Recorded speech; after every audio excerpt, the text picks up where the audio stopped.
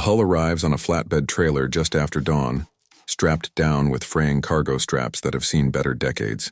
Jake Morrison watches from his driveway as the driver unhooks the chains, the metal scraping against itself with a sound like a ship's anchor dragging across rock. The piece is roughly 6 meters long, maybe 1.5 meters wide at its broadest point, a section of what was once a much larger vessel, now reduced to industrial scrap.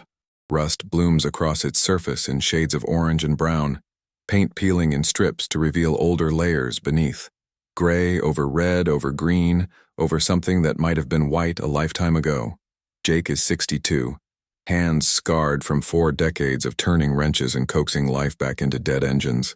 His wife died 3 years ago. Cancer, the kind that moves fast and leaves you standing in an empty house wondering what to do with all the silence. He started buying scrap metal after the funeral. Old farm equipment, vintage car parts, anything with weight and history. The work gives him something to do with his hands, a reason to wake up on Saturday mornings when the house feels too quiet. He paid $350 for this hull at an auction in Newport News, Virginia, a city that once built warships by the hundreds during the Second World War. The auctioneer said it came from a warehouse being demolished, part of a shipyard that closed in the 70s. Most of the crowd ignored it, too corroded to be worth the trouble. Jake saw the rivets, hand-set and perfectly aligned, the kind of craftsmanship that doesn't exist anymore. He raised his paddle without thinking too hard about why. Now it sits in his driveway, dripping rainwater and rust onto the concrete. His neighbor, a retired dentist who keeps his lawn like a golf course, peers over the fence with the expression of a man watching someone bring home a dead animal. Jake ignores him. He's already planning the restoration in his head. Pressure wash first, then sandblasting to strip the paint, assess the metal underneath for structural integrity. If it's solid, he'll treat it with rust converter, prime it, maybe turn it into a garden sculpture, or sell it to someone who collects naval memorabilia. He drags it into his garage with a come-along winch, the hull scraping across the floor and leaving orange streaks on the concrete. The space smells like motor oil and sawdust, walls lined with pegboards holding tools organized by size and function. A radio on the workbench plays classic rock at low volume. Jake circles the hull slowly, running his fingers along the seams where metal plates were welded together. The welds are clean, no spatter, the work of someone who knew what they were doing. He finds a manufacturer's stamp near one edge, barely legible under the corrosion. Newport News Shipbuilding and Dry Dock Company. The pressure washer takes off the surface grime, revealing more of the paint layers beneath. Jake works methodically, starting at one end and moving toward the other, the water blasting away decades of accumulated dirt and salt residue. The hull was part of something that spent time at sea. He can tell from the way the corrosion patterns follow the waterline, deeper below than above. When he's finished, the metal looks slightly better, though still far from presentable. He lets it dry overnight, a space heater running in the garage to speed the process. The next morning, he sets up his sandblaster, a machine he bought used from a body shop going out of business. It's loud and messy, filling the air with a fine mist of abrasive media and paint dust. Jake wears a respirator and safety goggles, the kind that fog up after 10 minutes and leave red marks on his face. He starts at the top edge, the sandblaster stripping paint down to bare metal in seconds, revealing a surface pitted with age but structurally sound. He's halfway down the hull when he notices something unusual. Letters. Faint at first, barely visible under the remaining paint, but definitely there. He stops the compressor, the sudden silence ringing in his ears. Leaning closer, he can make out the shapes. Hand-etched, not stamped. The lines irregular in a way that suggests someone carved them with a chisel or a sharp tool. He grabs a wire brush and a bottle of solvent, working carefully to clean the area without damaging whatever's underneath. The letters emerge slowly, one at a time. THOMAS. Then a space. J, another space. MORRISON. Below that, more words. Hull 47. And a date, May 1943. Jake sits down hard on a rolling stool, the wire brush slipping from his hand and clattering on the concrete. Thomas J. Morrison, his grandfather's name, full name, middle initial and everything. He pulls out his phone with hands that aren't quite steady, opens the family tree app his daughter made him install last Christmas. There it is. Thomas James Morrison, born 1914, died 1968. Occupation listed as shipyard worker. He stares at the etching for a long time, trying to process what he's looking at. His grandfather's hand carved these letters. 80 years ago, maybe more, a man Jake never met took the time to scratch his name into a piece of metal that would be painted over, hidden, forgotten. Why? What makes someone leave a signature no one will ever see? Jake's father rarely talked about Thomas. The few stories that emerged over the years painted a picture of a hard man, distant and severe, someone who drank too much and smiled too little. He died when Jake's father was 23, a heart attack in the driveway while changing the oil in his truck.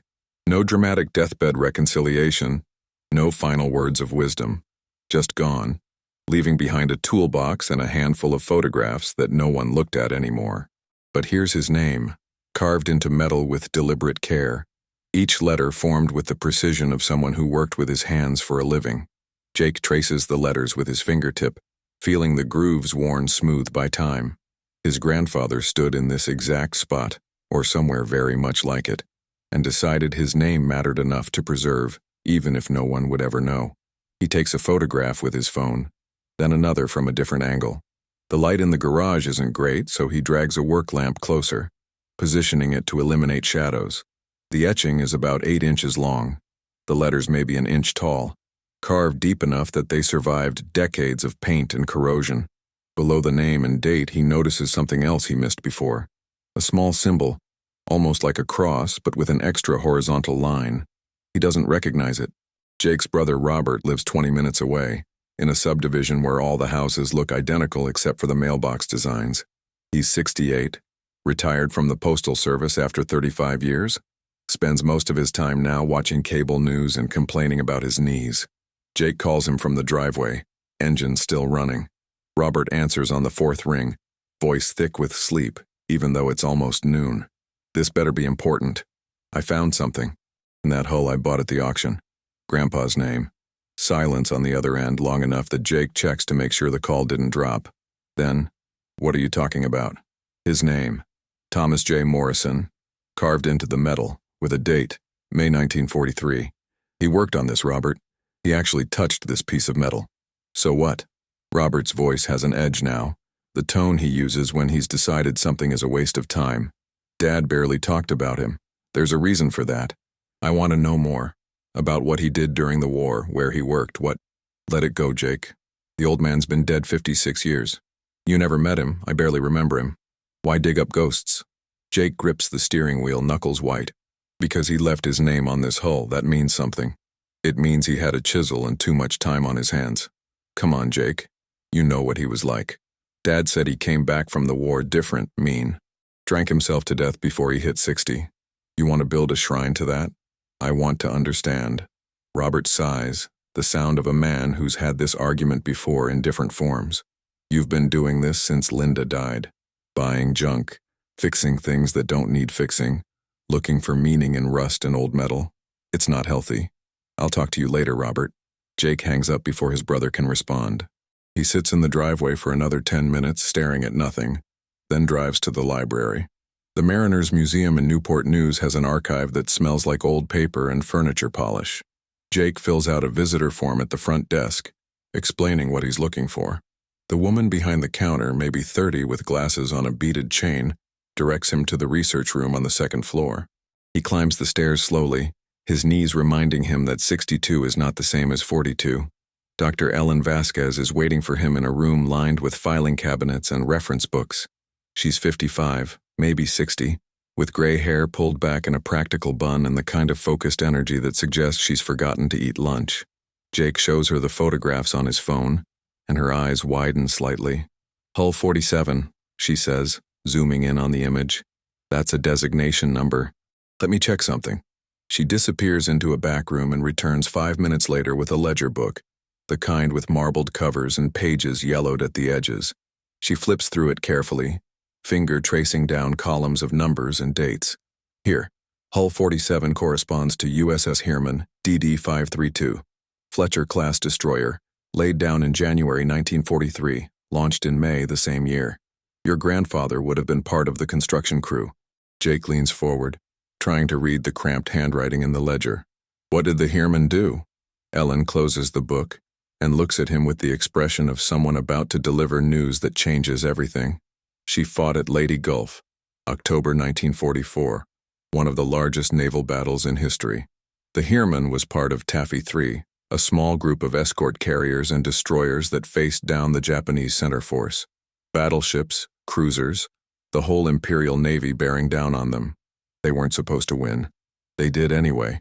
She pulls up a website on her computer showing him black and white photographs of the Heermann at sea, her hull number painted on the bow. The ship looks small and fast, bristling with guns and torpedo tubes. Ellen clicks through to a battle diagram, showing the positions of American and Japanese forces. The Heermann charged a Japanese battleship column, alone. She got so close that the enemy guns couldn't depress low enough to hit her, fired every torpedo she had, then kept shooting with her 5-inch guns until she ran out of ammunition. Took multiple hits but stayed afloat. The captain earned a Navy Cross. The ship earned 5 battle stars. Jake stares at the screen, trying to imagine the scene. A small destroyer racing toward ships 10 times her size. Guns blazing, men like his grandfather's handiwork holding together under fire. And she survived? Until 1946. Decommissioned after the war, sold for scrap. That hull section you bought is probably one of the last pieces still in existence. Ellen prints out several pages of information. Crew rosters, battle reports, photographs of the shipyard during construction.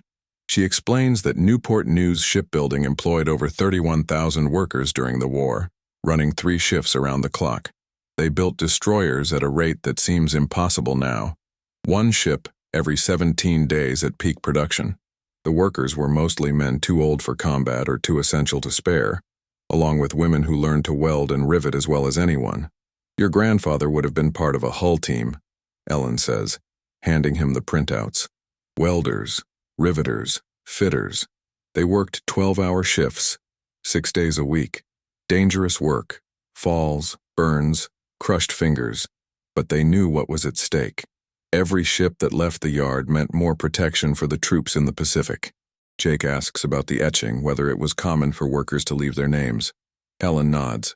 It happened more than people realize, usually in spots that would be painted over or hidden behind equipment.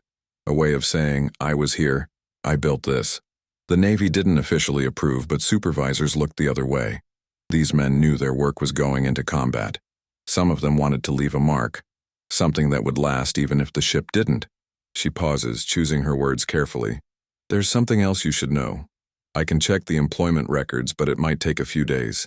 If your grandfather worked on the Heermann, there should be documentation, hiring date, position, maybe even a photograph. The shipyard kept meticulous records. Jake leaves the museum with a folder full of papers and a head full of questions.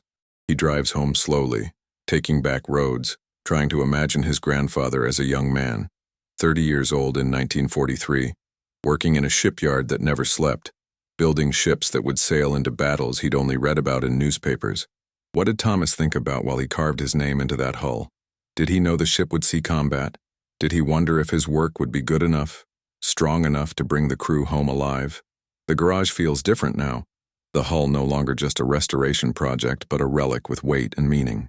Jake sets up better lighting, positioning work lamps to illuminate the etched area without creating glare.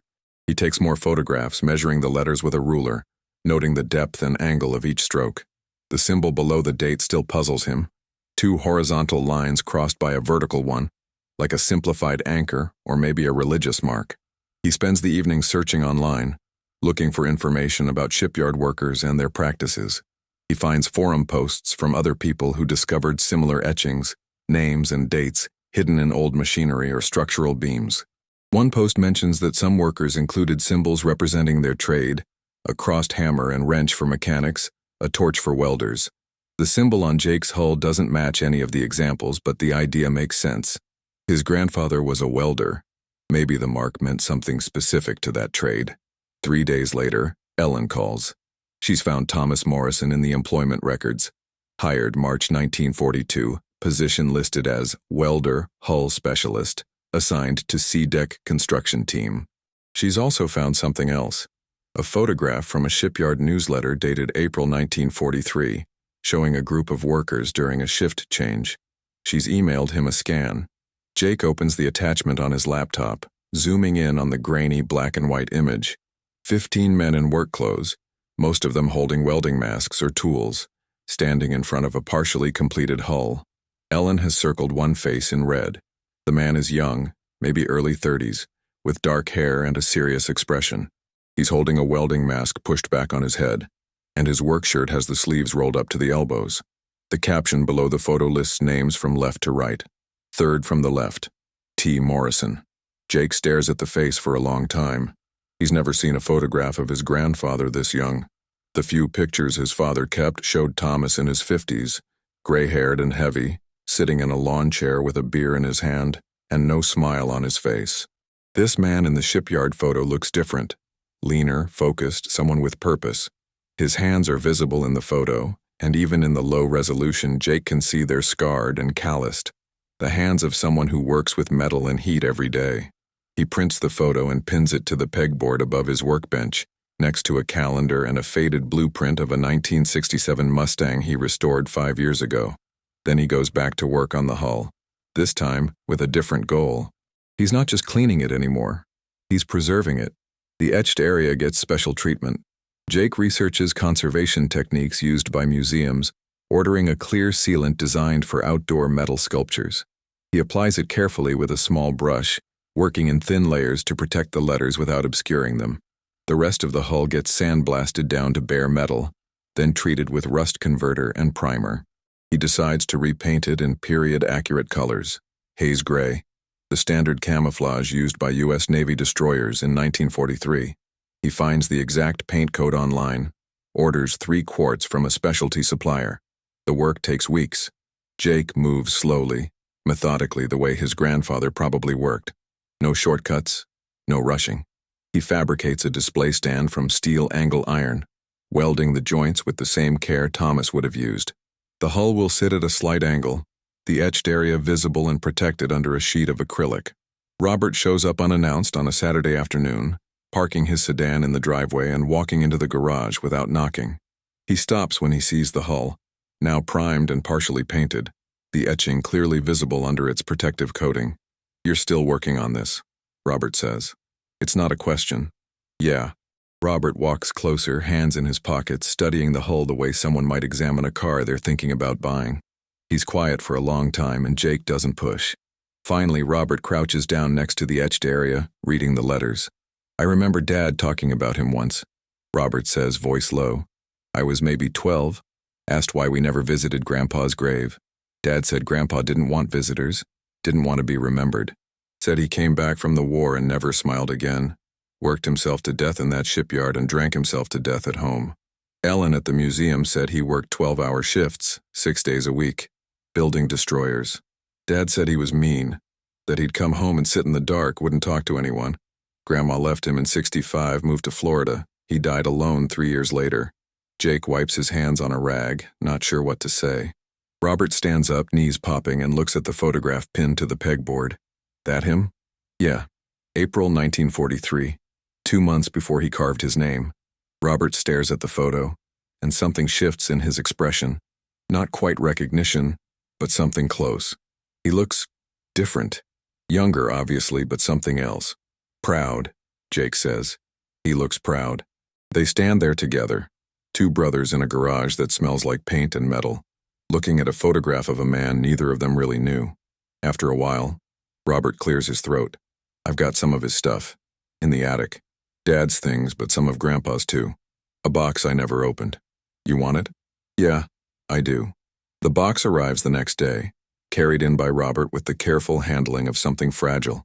It's not large, maybe the size of a milk crate, and the cardboard is soft with age. Jake opens it on his workbench, pulling out items one at a time. A shipyard ID badge, laminated and yellowed, with Thomas's photograph and employee number. A welder's handbook, pages dog-eared and stained with oil, margins filled with handwritten notes in pencil. A pair of leather work gloves, the palms worn smooth. A small notebook with dates and shift assignments, Thomas's handwriting cramped and precise. And at the bottom, wrapped in newspaper from 1968, a medal, the Navy Distinguished Public Service Award, given to civilian workers who contributed to the war effort. Jake holds the medal up to the light. It's tarnished but intact, the ribbon faded to a dull blue. He didn't know his grandfather received any recognition.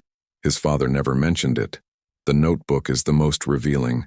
Thomas kept track of every ship he worked on, listing hull numbers and launch dates. The Heermann is there. Hull 47 launched May 1943, along with notes about specific welds and repairs. On the page for the Heermann, Thomas wrote something in the margin. Good ship, strong hull, hope she brings them home. Jake reads the line 3 times, feeling something tighten in his chest. His grandfather knew. He knew the ship would see combat, knew men would depend on his work to keep them alive, and he cared. Enough to carve his name where no one would see it, a private declaration that this ship, this piece of metal mattered. He shows the notebook to Ellen during his next visit to the museum. She photographs the pages, adding them to the Heermann's file. She also introduces him to someone else. Harold Pitts, 97 years old, a former electrician who worked at Newport News during the war. Harold lives in a nursing home now, but his mind is sharp, and he remembers the shipyard like it was yesterday. They meet in the nursing home's common room. Harold in a wheelchair with a blanket over his lap despite the warm weather. Jake shows him the photograph of Thomas, and Harold's eyes light up. I remember him. Morrison. Quiet guy. Kept to himself mostly. Best welder on sea deck, though. Hands never shook, even after a 12-hour shift. Some of the guys would get sloppy toward the end of the day, but not him. Every weld perfect. Did you know him well? Harold shakes his head. Nobody knew him well. He didn't talk much, didn't go to the bar after work like the rest of us. But I remember one time, must have been late 43, we were working on a cruiser and someone asked him why he worked so hard. He said his cousin died at Pearl Harbor. Said every ship we built was a chance to make sure it didn't happen again. Jake feels something shift inside him, a piece of the puzzle clicking into place. His grandfather wasn't just building ships. He was fighting a war the only way he could, with a welding torch and a determination that burned hotter than any flame. We knew boys were dying in the Pacific, Harold continues, his voice softer now. Every day the newspapers had lists of casualties. We'd see them in the break room, guys reading the names, hoping they didn't recognize anyone. It put pressure on us, you know? Every rivet mattered, every weld. Because if we screwed up, if we got lazy or careless, someone's son or brother or husband might not come home. Harold looks at the photograph again, his hand trembling slightly as he holds it. Morrison carried that weight heavier than most. You could see it in the way he worked. Fury and focus, like he was trying to weld the whole damn war shut. I always wondered what happened to him after. Heard he stayed at the shipyard until it slowed down in the 50s, then just disappeared. Jake tells him about the etching, about finding his grandfather's name hidden under 80 years of paint. Harold smiles, a slow, spreading expression that transforms his weathered face. He signed his work. Good for him. A lot of guys did that, you know. Little acts of defiance against being forgotten. The Navy didn't like it, said it was vandalism, but the foreman looked the other way. We all knew the truth. Those ships were as much ours as they were the Navy's. We built them with our hands, our sweat, sometimes our blood. Damn right we signed them. Jake leaves the nursing home with a clearer picture of his grandfather, though still incomplete. Thomas was a man who carried grief and purpose in equal measure, who channeled his pain into precision, who left his name on a ship because he needed to believe his work mattered. But he was also a man who came home from the war and couldn't find his way back to the person he'd been before. The fury and focus that made him an exceptional welder became something darker in peacetime, a weight that pressed down until there was nothing left but silence and distance. The hull restoration is nearly complete. Jake has repainted it in haze gray, the color gleaming under the garage lights. The etched area stands out now, protected and preserved. Thomas's name is clear as the day it was carved. Jake builds a wooden case to transport it, padding the interior with foam to prevent damage. He calls Ellen and tells her he's made a decision. He's donating the hull to the Mariners Museum. She's quiet for a moment, then asks if he's sure. He is. This isn't his story to keep. It belongs to everyone who worked in those shipyards, everyone who built the ships that won the war and then went home to lives that no one celebrated. Ellen works with the museum's exhibits team to create a display. They mount the hull on a custom stand, angled so visitors can see the etching clearly. Around it, they arrange photographs of shipyard workers, including the image of Thomas and his crew. They add his ID badge, the welder's handbook, the notebook with its careful records. A placard explains the context. Newport News shipbuilding during World War II. The men and women who worked around the clock, the ships they built, and the battles those ships fought. The exhibit is titled, "The Hands That Built Victory." It opens on a Saturday in October, 80 years almost to the day after the Heermen fought at Leyte Gulf. The museum sends out press releases, and the local news runs a story. More than 200 people attend the opening ceremony.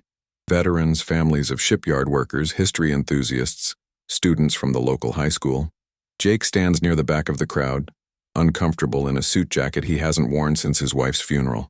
Robert is beside him along with Jake's daughter and her 2 kids. Harold Pitts is there too, wheeled in by a nursing home aide, wearing a navy ball cap and a jacket covered in pins from various veteran organizations. Ellen gives a speech about the shipyard's contribution to the war effort, the scale of production, the human cost. She talks about the workers who built 243 ships in 4 years, who worked in conditions that would be illegal today, who went home every night knowing their work might save lives or cost them. Then she invites Jake to say a few words. He didn't prepare anything. He walks to the front of the room, hands shaking slightly, and looks at the hull mounted on its stand. His grandfather's name is visible from where he stands, the letters catching the light. "I never met Thomas Morrison," Jake begins, his voice rough. "He died 12 years before I was born. Everything I knew about him came from my father, and my father didn't talk about him much. The stories I heard painted a picture of a hard man, someone who came back from the war different, who couldn't connect with his family, who died too young and too alone." He pauses, looking at the faces in the crowd. Some are nodding, recognizing the story in their own families. "But then I found his name carved into this hull, and I started learning who he really was. Not the man who came home broken, but the man who stood in a shipyard and built something that mattered, who worked 12-hour shifts 6 days a week because his cousin died at Pearl Harbor and he needed to do something about it, who carved his name into metal that would be painted over and forgotten because he needed to believe his work would last." Jake's voice cracks slightly, and he clears his throat. "My grandfather never talked about this work. Maybe he thought it wasn't heroic enough. Maybe he couldn't find the words to explain what it meant to build a ship knowing it would sail into combat. But every ship that left Newport News, every sailor who came home alive, they owed their lives to men like him. To welders and riveters and fitters who worked in the shadows and never asked for recognition."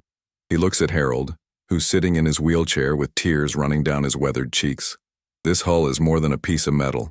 It's a testament to everyone who built victory with their hands, to the workers who signed their names in places no one would see, who carried the weight of war on their shoulders and never complained.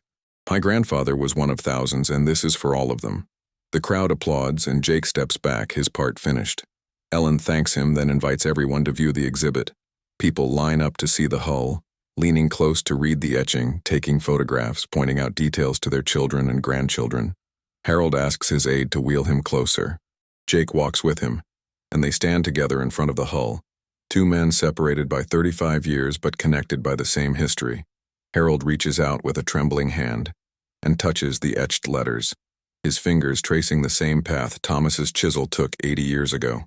"He'd be proud," Harold says quietly, "knowing his name is here, that people will see it and remember.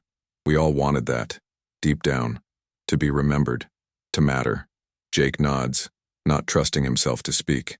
He watches as more people approach the exhibit, reading the placard, studying the photographs, asking questions. A young boy, maybe 10 years old, points at the etching and asks his father what it means. The father crouches down and explains, his voice patient, and the boy listens with the kind of attention that suggests the story is landing, taking root. The ceremony ends, but people linger, reluctant to leave. Jake finds himself answering questions, telling the story of how he found the hull, what it meant to discover his grandfather's name. Some people share their own stories: grandparents who worked in factories, uncles who served on destroyers, fathers who came home from war and never talked about it. The common thread is silence, the weight of unspoken history, the need to remember what was almost forgotten. As the crowd thins, Jake stands alone in front of the exhibit. The museum will close soon, the lights will dim, but the hull will remain, mounted and preserved, his grandfather's name visible to anyone who takes the time to look. He thinks about Thomas standing in a shipyard in 1943, chisel in hand, carving letters into metal that would be painted over within hours. What did he feel in that moment? Pride? Defiance? Hope? Jake places his hand over the etching, his palm covering the letters the way his grandfather's hand once did. The metal is cool and smooth, the protective coating slightly tacky under his touch.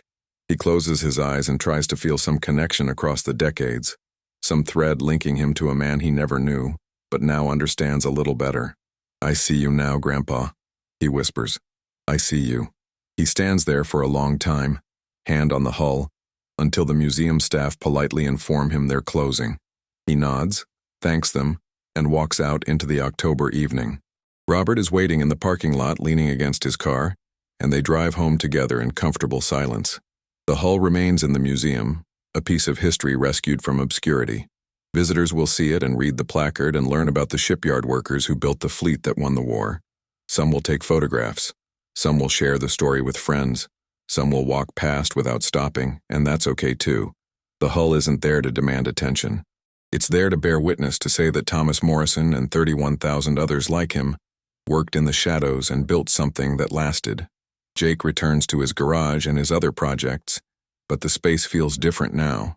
The tools on the pegboard, the half-finished restorations, the smell of metal and oil, all of it carries new weight. He's not just fixing old things anymore. He's preserving stories, keeping alive the work of hands that are long gone but not forgotten.